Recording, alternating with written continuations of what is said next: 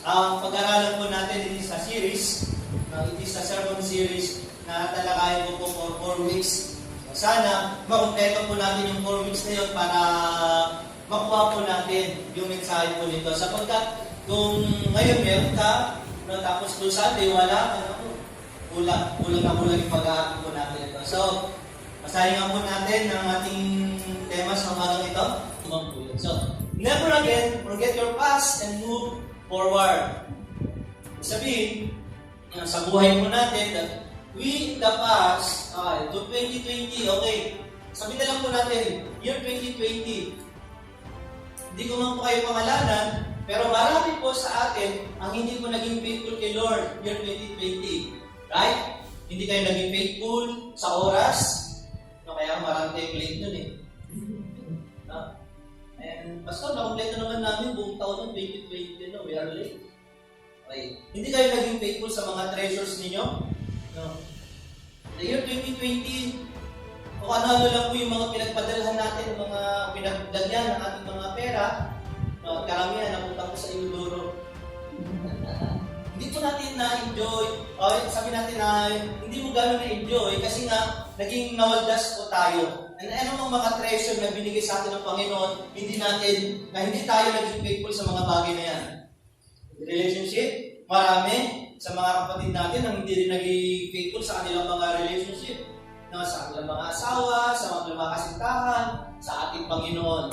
And marami pa, no, marami pong mga bakit, sa umaga nito, this 2020, pwede natin sabihin sa Panginoon, Lord, ayaw na, no? Never again dun sa mga attitude na yun, never again dun sa mga character ko na yun, na napaka-childish ko before.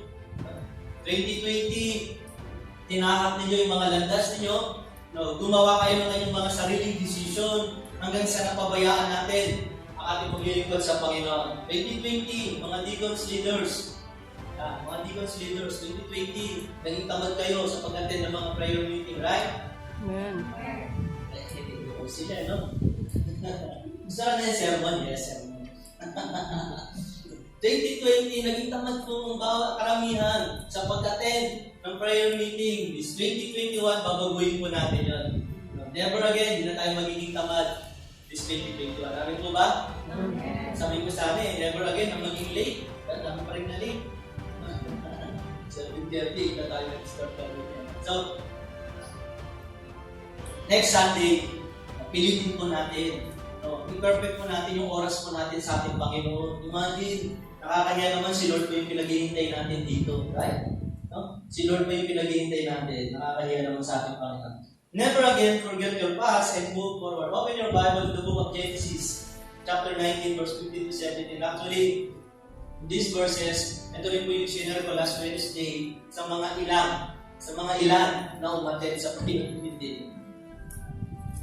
Genesis chapter 19, verse 15 to 17. It is all about the family of Lot. No? Si Lot sa Bible, siya po ay lalaki. No, lalaki po siya. Kasi yung mga pangalan po ng Lot ngayon sa panahon po natin, mga babae pa in the Bible, the book of Genesis, siya po ay lalaki. Okay, Genesis chapter 19, verse 15 to 17. As morning dawned, the angels urged Lot, saying, Out, take your wife, and you 2 daughters who are here, lest you be swept away the punishment of the city. But he lingered, so the men seized and his wife and his 2 daughters by the hand. The Lord being merciful to him, and they brought him out and set him outside the city. Verse 17. As they brought them out, one said, Escape for your life.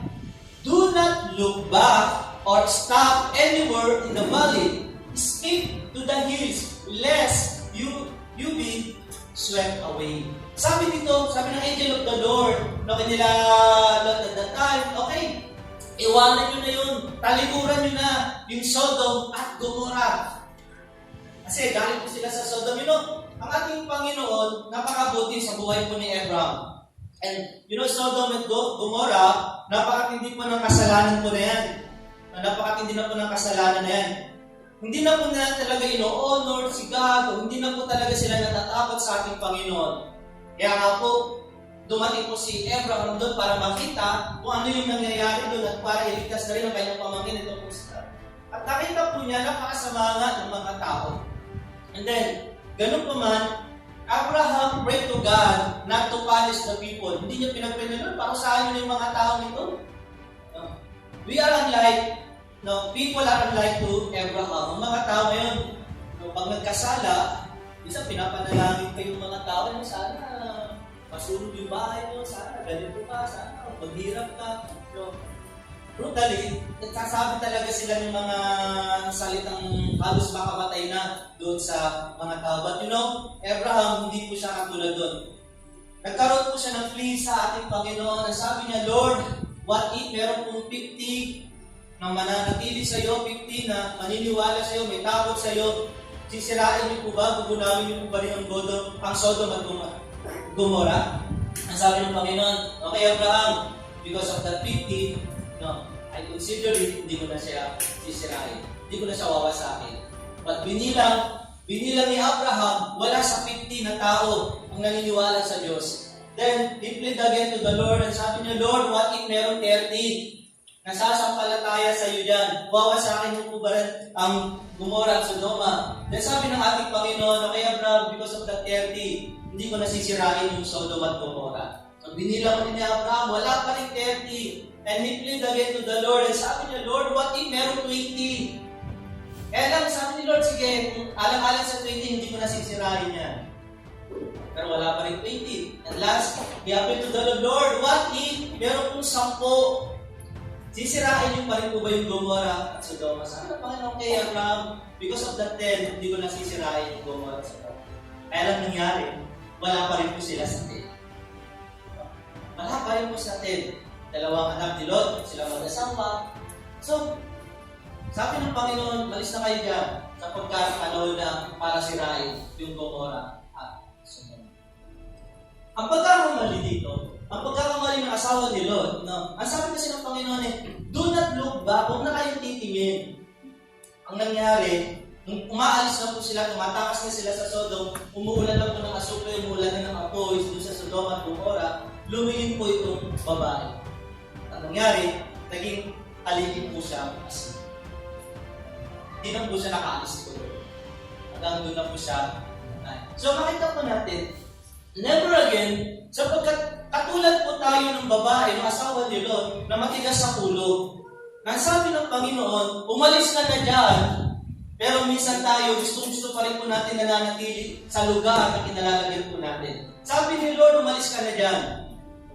Minsan pinapalis na po tayo ng Panginoon doon sa buhay mo na talaga namang makasalanan. Doon sa buhay mo na hindi napiplease si God. Sabi ni Lord, umalis ka na dyan. Pero minsan ganito po nangyayari. We are like the wife of Lot na umaalis lang po tayo doon every Sunday kasi nandito po tayo sa church. At ang napakasakit, from Monday to Saturday, we look back again. Binabalikan po natin. Kaya naman nagagalit ang Diyos sa mga buhay po natin. No, church? Ang sabi ng Panginoon, ulitin po natin, escape for your life. Do not look back, no, and escape to the hills. Do not look back. Never again, no, forget your past and move forward. Okay? Ito po yung mga tatalakayin po natin. This is a sermon series, sabi ko nga. Ito yung mga main points po niya. Your life is not for this world. Your character must be different to this world. Your thoughts should not follow the world. Your God is not the God of this world. Ito po yung outline po ng aking sermon for Sundays. For Sundays. Pinag-take na. Pastor, kahit mag-absent na ka Sunday, na-take note ko na. Number 1. Kunin mo natin number 1. Your life is not for this world. Do you believe, mga kapatid? Ang buhay mo hindi talaga dito para sa mundo ito. Yan. Ang buhay po natin, hindi talaga dito sa mundo ito. No? Kaya huwag mong aksayahin yung lakas mo. No? Don't waste your energy na para lamang ma-please ang lahat ng mga tao sa mundo ito. Hindi mangyayari yan. Don't waste everything to your life para mabuild mo ang lahat ng kingdom sa mundo ito. Mangyari man yan, hindi kung ikaw ay Kristiyano, hindi pa rin ito ang iyong kingdom. Hindi ito yung kaharian na hinihintay po natin. Ang lahat po tayo, no? Doon po tayo sa langit. tayo po lamang ay mga strangers dito. Sabi mo nga sa katabi mo, alien ka dito. Tayuan lang tayo dito. We are all aliens here. Hindi talaga ito yung tunay nating bahay. Take note this verse. Nasabi niya, do not live for this world. Ito yung subtitle po niya, do not live, subpoint, do not live for this world. Huwag mong bagaman tayo ay namumuhay sa mundong ito, but do not consider na ang buhay mo ay para na nga dito sa mundong ito. Huwag kang mag-aksaya ng mga panahon mo lamang dito sa mundong ito. Huwag mong sabihin na, di ba, Pastor, buhay naman ako kahit wala ng Diyos. Hindi. No? Kawawa ka kung pinapangarap mo habang buhay dito lang sa mundong ito. Tunay ng mga anak ng Diyos, someday, imimit natin si Lord sa heaven. Doon sa kanyang kaharian. Are you excited? Yung tayo, yung sinasamba natin na dito hindi natin nakikita, yung Diyos na sinasamba natin that eye to eye hindi natin nakikita, in heaven, makikita na natin siya. Na dito nag-worship tayo, nagpa-practice tayo singing to the Lord. Bagamat hindi natin siya nakikita, but nararamdaman lang natin siya. But doon sa heaven, aawit tayo kaharap na ang ating Diyos. Formally, naawitan natin siya na nakikita na po natin. And that is in heaven. Hindi po dito sa mundong ito. Okay, Hebrews chapter 13 verse 14. We don't have a permanent city here on earth, but we are looking for the city that we will have in the future. And that city, darating po yan. Yun talaga yung place po natin. Hindi pa ito. Sabi ko lang sa inyo, strangers lang po tayo dito. Ipamuhay pa lamang po tayo sa mundong ito. Yeah, meron kang mga properties, maraming mga ari-arian, kasama mo na ito. Pero katotohanan, ang lahat ko na yan, liliwan po natin. Saan mo sakay? We are looking in the city. There's a city coming, the book of Revelation chapter 21, the new heaven, the new earth, and the new Jerusalem. And that is the new city that we are waiting for. Hinihintay po natin yung bagay po na lahat po tayo, all people na nag-worship, all people na have faith in God, who surrender his life to God, magsasama-sama po yan. Ito yung bayan po natin. Okay, in Philippians chapter 3 verse 20, but our citizenship is in heaven. Amen? Ulitin nga po natin yung naka-yellow, okay, naka-yellow. But our citizenship is in heaven. Hindi po sa Mayato. Hindi po sa Carla. Hindi po sa San Jose. Sabi niya, ang tunay nating bayan, ang tunay nating tirahan ay sa langit. No. And from it, we await a Savior, the Lord Jesus Christ. At mula doon, hinihintay natin yung Hesus Kristo na magliligtas po sa atin, tagapagligtas po natin. Hinihintay po natin ang ating Panginoong Hesus Kristo. Yung pagbabalik mo niya, that is the second coming of Christ. Tapos na po yung first coming, that is, nung ipinanganak po siya. That is the first coming of Jesus Christ. Nangyari na po yan. And now, we are waiting for the second coming of Jesus Christ. Na tayo lahat ng mananampalataya ng ating Panginoon, kukunin niya po tayo sa isang mata. Are you excited? Amen? Yeah. As your pastor, naniniwala po tayo sa rapture. Amen. The book of Thessalonians, sa isang mata, kukunin po tayo ng ating Panginoon. Kaya, kayo mga kapatid, kung kayo, kasi hindi natin alam talaga yung time, yung perfect time ng Panginoon kung kailan siya darating. Basta ang sabi ng Panginoon, maghanda kayo. Mag-ready kayo, sabi lang ng ating Panginoon. So, you are not ready kapag ang buhay mo, nandoon ka sa makamundo. You are not ready kapag masyado kang busy about money. You are not ready kapag you are busy too much sa iyong mga barkada, sa inyong mga pinagkakabalaan, ano pa man, mga bisyo na yan. You are not ready. Sabi ni Lord, maghanda tayo at kukunin tayo ng Panginoon at dadalhin niya tayo doon sa tunay nating tirahan sa langit. Sa langit, sa isang patayan. Pero meron pa akong mas madali para makapunta sa langit. Yun ay kunin ka na ni Lord. Sabi ko, sa Edison, gusto mo na bro, mo na. Ang sabi pa ni R.A. Torrey, isang writer ng napakarami pong mga inspirational books na naisulat. Sabi niya, I would rather go to heaven alone than go to hell in company. Noong una sabi ko, parang napaka-selfish naman yan kung siya lang yung pupunta. Pero mas maganda na nga daw yan, sabi niya, na saan na lang yung pupunta kesa yung kasama ko nga barkada ko, kasama ko nga ang lahat ng mga kagrupo ko, kung sa impyerno naman kami mapupunta. Mahirap yun. Ang main objective natin, yung heaven. We are looking for the heaven na ipinrepare ng Panginoon para po sa atin.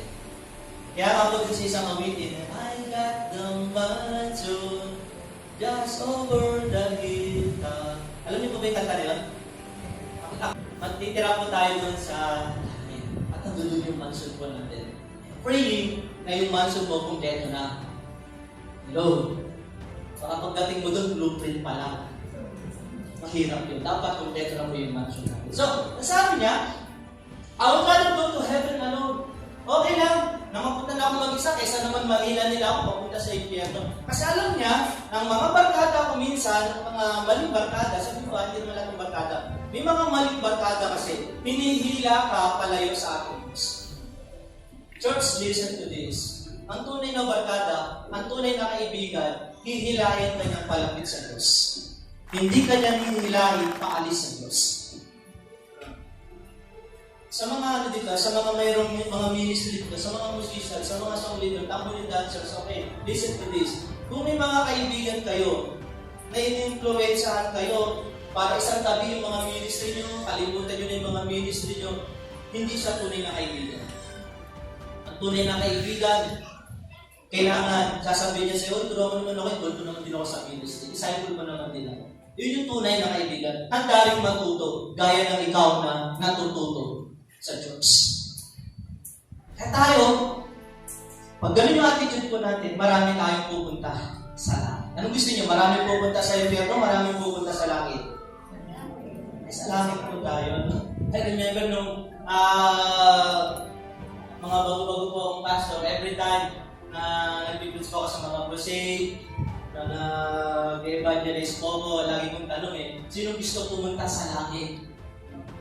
Marami magtataas. Sinong gusto pumunta sa impyerno, walang magtataas. Of course, lahat gusto sa langit. Pero wala namang gumagawa, hindi naman lahat ng tao gumagawa ng way para makapunta sa langit. For Jesus said in John chapter 14, verse 6, for I am the way, the truth, and the life. Sabi mo nga sa katabi mo, Jesus is the only way to heaven. Siya lamang. Not religion. Not religion. Hindi itong pagiging Pentecostes mo, hindi po yan. Whatever sect na dinadaluhan mo, hindi yan yung way para mapunta ka sa langit. It is your relationship to Christ. But thank be to God, kasi ang house of fellowship, ginagamit ng Panginoon para maituro naman sa iyo ang salita niya, ang tamang daan, papunta sa langit. Okay, number 2, do not invest to this world. Huwag po tayo masyadong mag-invest sa mundong ito. Huwag niyo sayangin ang lahat ng mga ari-ariang binibigay sa inyo ng Diyos para lamang sa mundong ito. Huwag niyo sayangin ang lahat ng mga pera niyo dahil lang sa mga pleasures ninyo. Huwag niyo sayangin ang lahat ng kinikita ninyo para lang ma-please ninyo ang inyong mga sarili, para ma-please niyo lang ang iba. Bitawan niyo yung ganyang mga pagsasayang ng pera. Tanggalin niyo yung mga pagsasayang ng walang katuturan. Sapagkat ang lahat ng ginagawa mo, gastusin mo man ang lahat ng ari-arian, kung ang napiplis naman ang sarili mo at ang mundong ito, useless pa rin ang paggastos mo. Pero ang ginagawa mo, lagi ang nakasentro si Christ, ang laging layunin ay mapapurihan ng Diyos, pinabalik pa yan ng Panginoon ng mas ganda. Amen? Do not invest to the world. No? Mahirap po sa atin, lahat ng investment, binubuhos po natin sa mundong ito. Gusto mo matuto para lamang sa mundong ito, nasaan para sa Panginoon. Gusto mo bumili ng ari-arian para sa mundong ito, nasaan para sa Panginoon. Kawawa ka sapagkat ang lahat ng na-invest mo dito, I tell you the truth, lahat ng na-invest mo dito, iiwan mo rin lang din yan kapag kinuha ka na ng Panginoon. Amen? Iiwanan lang din po natin. Kaya do not invest. to this word. Matthew chapter 6, verse 19 to 21. Do not lay up for yourself treasures in earth. Huwag kayong mag-imbak ng kayamanan dito sa mundong ito. Bakit? Sapagkat where moth and rust destroys and where thieves break and steal. Sapagkat meron pong mga liknik at meron mga naninira, yung rust, yung kalawang na sumisira, at nandito rin po yung mga magnanakaw para kuhanin yung pera mo. And sabi niya, but lay up for yourself treasures in heaven. Mag-ibang daw tayo ng kayamanan doon sa langit. Okay. Where neither moth nor rust destroy and where thieves do not break in the steal. For where your treasure is, there your heart will be also. Ganito po yan mga kapatid. Kung mahal na mahal mo yung mga pera mo, nandiyan yung puso mo. Wala sa Panginoon. No? Kung masyado mong mahal, number one sa puso mo, yung kasintahan mo, yung asawa mo, okay, secondary na lang siguro yun. Nalulungat ang ating Panginoon dahil sa jealous pride. Dapat siya pa rin yung top priority mo. Kayo, mga lalaki, pag tinanong nyo yung mga kasintahan ng asawa nyo, sino mas mahal mo? At sasabihin ng asawa mo, si God, hindi ikaw. Pakalawa ka lang. Pag ganun tatanggol, hindi ikaw. Pag sinabi ng asawa mo din, ang gano'n ba? Sino number one?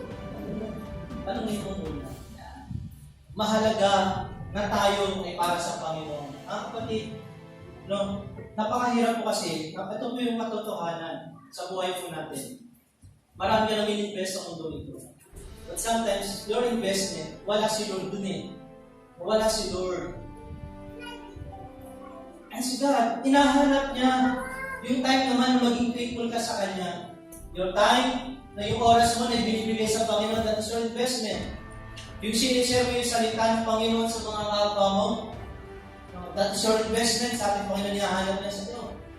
Your tithes and offering sa Panginoon, that is your investment sa ating Panginoon. Noong New Year po, bago New Year, dito ako sa church, pipray ako. Nilito ko yung church din, pipray ako that time. Sabi ko si Lord, very thankful yung puso ko. Lord, sabi ko, napakasaya ko sapagkat this 2020, bagamat pandemic, ang dami mong ginamit na Raven to bring to me mga blessings na yung mga kailangan ko talaga. And sabi ko sa ating Panginoon, Lord, hindi ko alam why it has happened. Hindi ko alam, Lord, bakit ito nangyari sa aking buhay na gano'n ka-faithful sa akin. You know, the only word na narinig ko sa aking puso, ang sabi niya, Junin, no, that is, mahal na mahal kita. Just go. Kaya nung kuha ako ni Miss Noah na dito, pipray ako. Naiiyak ako sa God goodness na ating Panginoon. Eh naman, sabi ko sa Panginoon, Lord, kaya mo nang tulungan mo ako dito sa church nito sapagkat hindi ko talaga kaya. Sabi ko sa Lord, hindi ko kaya. Pagpapahingan mo natin ang Panginoon.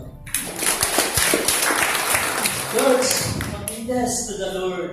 Mag-invest po tayo. Huwag niyo sayangin yung mga oras na sa mundong ito.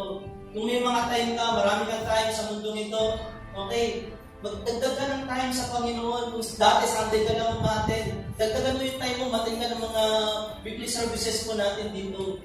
Trabaho mo, kung faithful ka sa mga pinagkakatiwala sa iyo, sa mga katungkulan mo, dapat maging faithful din tayo sa ating Panginoon. Amen? Number 1 yun, na hinahanap ng ating Diyos sa atin. Matthew chapter 16, verse 26. For what will it profit a man if he gains the whole world and forfeit his soul? For what shall a man give in return for his soul? Anong mapapala ng tao? Makuha man niya ang kanyang kayamanan, ang lahat ng kayamanan sa mundong ito, kung mawala naman niya ang kanyang kaluluwa. Amen? Nasa iyo mga kayamanan, sa impyerno ka rin naman mapupunta. Saan na? Marami kang mansion, marami kang kotse, no? Bilyones ang pera mo. Pero wala ka ng pananampalataya sa ating Panginoon, wala ka ng relasyon sa Diyos, kumusta ang manunod mo?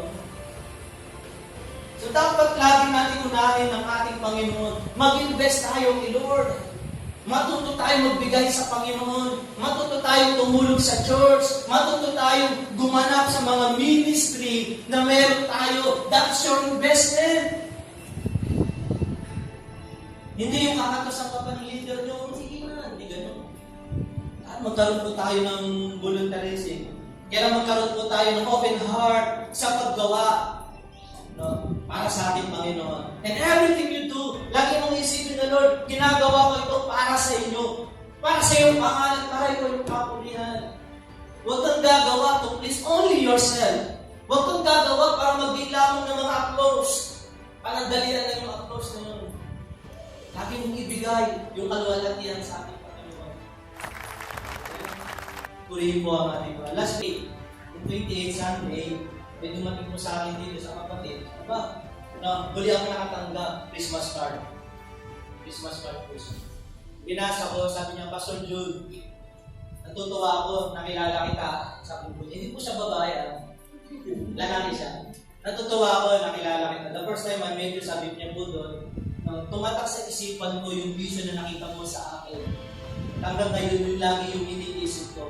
Sana tulungan niyo po akong patuloy na magawa kung ano yung nais sa akin. Nakakatuwa kasi, kapag ikaw ay nag-invest sa mga tao, ginawa mo yung pinapagawa ng ating Diyos, hindi ka makakalimutan ng mga tao. Kapag maganda yung layunin mo, hindi ka nila makakalimutan. Kaya George, ito yung gusto mo sabihin sa inyo. Every person na binabahaginan mo ng salita ng Panginoon, every person na nililipat mo yung kanyang damdamin, huwag kang mag-expected na return agad.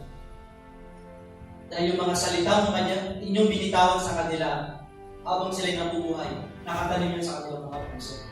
Nagiging motivation nila yun. Kaya, huwag na huwag kayong maiiya na mag-advise sa mga kapatid ninyo. Amen? Amen. Hihina po. Amin po ba? Amen. That's a kind of investment sa ating Panginoon. Para sa ganon, patuloy po natin mag-please ang ating Panginoon. Last day, okay. The way you store up treasures in heaven is by investing again in people there. Yan, po natin yung author na yan, si Dr. Ray Warren. The way you store up treasures in heaven is by investing in getting up people there. Hindi lamang po yung mag-i-invest ng pera lang, no. Dapat pati tao, dadalhin natin as investment natin sa Panginoon. Okay po ba yun? Yung mga kaibigan nyo, yung mga kamag-anak ninyo, mga parents ninyo, pwede nyo po ba sila maging investment? Dalhin nyo sila sa ating Panginoon. Okay po ba yan? Narinig po nila yan.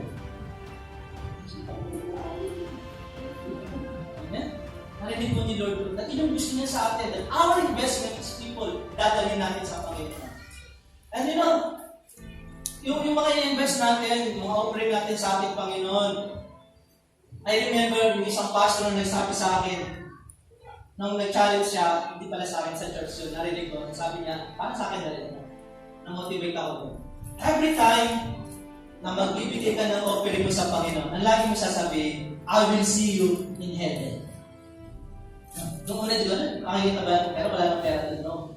Ibig sabihin, yung bawat binibigay mo sa ating Panginoon, your investment, ang kapalit nun, kaluluwa na dadalhin natin sa ating Panginoon. Sabi natin, oh, ikaw yun. Ikaw yung tumulong sa akin at dalhin ako sa akin. That is your investment sa ating Panginoon. Okay? So that is our investment. And then, let us see, do not love the God of this world. Lastly, do not love the God of this world. Our God is different, the God of this world. Amen? Ang Diyos natin ay hindi katulad ng Diyos ng mundong ito. Maraming Diyos-Diyosan ng mundo nito. Marami ang sumasamba sa pera, marami ang sumasamba sa kasikatan, marami ang sumasamba sa kanilang kapangyarihan. Hindi yun ang Diyos natin. Ang Diyos natin ay yung Diyos na umiibig at nagbibigay ng buhay para sa bawat isa. Yung Diyos natin, isa yung Diyos na nagpapatawad sa atin. Isa yung Diyos na kung kailangan natin siya, nandiyan siya para sa atin. Purihin natin ang ating Panginoon. Do not love the God of this world. Love only the true God na siyang Creator natin, na siyang Savior natin sa buhay po natin. 2 Corinthians chapter 4, verse 4. In their case, the God of this world. Tignan nyo yung Diyos ng mundong ito. Kaya sabi ko kayo na, don't love that God. Okay? The God of this world has blinded the minds of the unbelievers. Habang ang tao nito, ang Diyos nila nila ay ang mundo. Diyos nila ang pera, ang pangyarihan, kasikatan, ano pa man sa kanilang mga buhay. Binulag sila ng kanilang mga Diyos-Diyosan. Kaya pag sisiran mo sila ng gospel, hindi sila nakikinig. Why? Because they don't believe your God. They only believe sa kanilang mga Diyos-Diyosan. Kung ganun pa man, magpatuloy ka lang. Sabi niya, to keep them from seeing the light of the gospel of the glory of Christ, who is the image of God. Hindi nila nakikita yung kabutihan ng Diyos sa kanila. Sa mga tahanan po ninyo, kung ikaw pa lang yung Kristiyano sa inyong tahanan, mamuhay ka. Pakita mo na ikaw ay born again na. Ipakita mo na ikaw ay binago na ng Diyos. Para yung kanilang dinodiyos-Diyos sa kanilang mga tahanan, mawala yun at maliwala sila sa Diyos na pinaglilingkuran mo. At isasama mo sila sa paglilingkod sa ating Panginoon. Mali kasi ginawa ng Diyos-Diyosan nila eh. Binulag sila. Tinakpan yung kanilang mga mata, tinakpan yung kanilang mga tenga para wala silang marinig sa iyo. Pero ganun pa man, mas makapangyarihan ang Diyos na pinaglilingkuran po natin. 1 John chapter 2, verse 15. Do not love the world. Amen? Everybody say, do not love the world. Or the things in the world. Or the things, lahat ng bagay sa mundong ito. Bumali ng mundo at lahat ng mga bagay sa mundong ito. Bakit? Sabi niya, if anyone loves the world, the love of the Father is not in him. Habang mahal mo ang mundong ito, wala sa iyo ang pagmamahal ng Ama. It's better to choose the love of God. Dapat matakot po tayo. This 2021, gawin po natin iayos po natin ang buhay po natin. 2021, iayos po natin ang paglilingkod natin sa Panginoon. Amen po ba yun? No? Iayos po natin, mga kapatid. It's my appeal as your pastor. Iayos po natin yung paglilingkod po natin sa ating Panginoon. It's my conclusion, according po kay Pastor John Piper. Loving God with all our mind means that our thinking is fully engaged to do all it can to awaken and express the heartfelt fullness of treasuring God above all things. No, pagmamahal daw po sa ating Panginoon na binibigay mo ng lahat, no, sa iyong isipan, sa iyong iniisip mo, sa iyong damdamin mo. Okay, ginigising niyang patuloy. No, patuloy niyang binubuhay. Yung dugo mo, pag ganun yung pagmamahal natin sa Diyos, yung inilagay natin sa isip, sa puso po natin, day by day, no, ginigising para kung dumadali sa dugo natin, parang kuryente na, okay, do for the Lord, gumawa ka ng para sa Panginoon, give to the Lord. Ganun yung pagmamahal na nararamdaman po natin.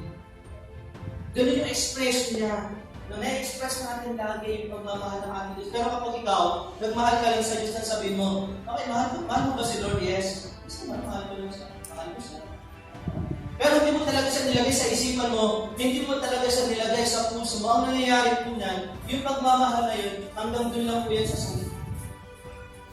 At the moment na talagang nilagay mo na siya sa isipan mo si God, nilagay mo na siya sa puso mo, no, siya na yung magdadala sa iyo doon sa apoy ng paglilingkod. Siya yung magdadala sa iyo para gisingin ka, para i-revive ka lagi. Kung ano yung dapat gawin, kung ano yung dapat ng mga papoy na ibibigay mo sa ating Panginoon. So love God, not the God of this world. The God of this world, no, remember yung mga preaching ko last 2019, are different, sabi ko nga, ang gusto ng mundong ito, ang Diyos ng mundong ito, ulitin ko, ang Diyos ng mundong ito, ang gusto niyang gawin sa iyo, pahiyain ka, saktan ka, magdalamhati ka, malungkot ka, mawalan ka. Yung Diyos ng mundong ito, no, lagi mong minamaliit yung sarili mo. Pero iba yan sa Diyos po natin. Ang Diyos po natin, ang gusto niya, lagi kang maging masaya. Ang Diyos natin na pinaglilingkuran, gusto niya, lagi punong-puno ka ng pag-asa. Ang Diyos na pinaglilingkuran po natin, gusto niya maligtas ka. Gusto niya mapatawad ka. Gusto niya bumalik ka. Gusto ng Diyos natin na umangat ang buhay mo. Gusto ng Diyos natin maayos ang buhay mo. Gusto ng Diyos natin gamitin ka niya para sa kanyang kaluwalhatian. Yan ang Diyos natin. Si Diyos. Diyos natin na mahalin yung tunay na Diyos sa buhay natin. For next Sunday, your character must be different than this one. Amen. So, hindi ko bawat isa mga kapatid. Now, this weekend, gusto ko po sa atin, no, magkaroon po tayo ng damdamin na tayo po lahat ay magsusurrender ng buhay muli sa aming Panginoon. Okay po ba yun? But before na surrender your life to God, isipin po natin yung lahat ng mga pagkakamaling ginawa po natin the past 2020. God, never again, Panginoon, sa buhay po namin in the past. Lantad kami sa iyo, Panginoon, wala kami maitatago. Lord, ang dami namin pagkukulang. Ang dami-dami, Panginoon, mga pagkukulang at in the past. Dami namin mga sinayang, mga panahon, mga oras, Lord, na hinahanap po sa amin, hindi po namin naibigay. At minsan, Lord, sa aming mga buhay, nakakalungkot. Minsan, hinahanapan ng mga amiga, ng mga accomplishment. Kulang lang kulang yung mga nagawa po namin sa iyo. Diba sa aming Panginoon? Lord, panihilig ng katawan, matada, hindi mo mga inuna, Panginoon, imbis na ito. Marami sa mga kapatid ko ito, Panginoon, natuon ang kanilang mga puso, isipan sa mga pera, sa mga material na bagay, imbis na sa iyo, Panginoon. Imbis na makita mo mga anak mo ito, Panginoon, na nananalangin, Lord, may maraming oras sa pananalangin, but God, they are wasting their time, Panginoon, sa mga makaguntong mga gawain. Lord, sometimes, yung word na busy, ito yung nakakalungkot, Panginoon, sa buhay ng mga anak mo. Minsan yung kang busy. Minsan nagiging halibay ng Panginoon para malayo sa iyong mga anak. Para hindi na nila masunod, Panginoon. God, gisingin niyo ang pananampalataya ng mga kapatid ko ito, Panginoon. And I want, Lord, na sa umaga ito, mag-apoy sila sa damdamin. Hayaan mo, Panginoon, yung mga kulang, Panginoon, na inaalam mo. This 2021, Panginoon, ay maging buo.